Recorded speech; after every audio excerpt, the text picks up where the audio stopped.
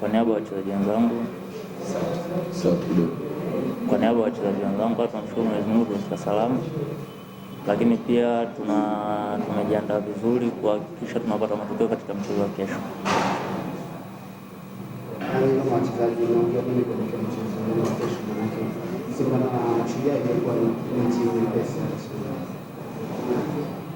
Mara nyingi Simba anacheza mechi ngumu, na nafikiri pia mechi ya kesho itakuwa mechi ngumu pia, kwa sababu Mashujaa pia sidhani kama anaweza kukubali kupoteza pointi 3 kwa nyumbani, lakini si kama wachezaji tumejiandaa vizuri kuhakikisha tunapata matokeo. Lakini pia tunafahamu kwamba kwa sasa mpango wa Simba ni kuhakikisha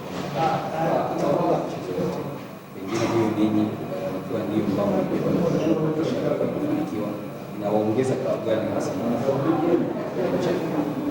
Nafikiri si pia ni mpango wetu kila mechi kupata alama 3.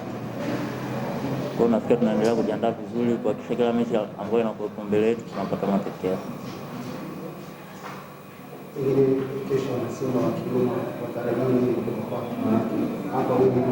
Kutoka kwangu, kutoka kwa timu.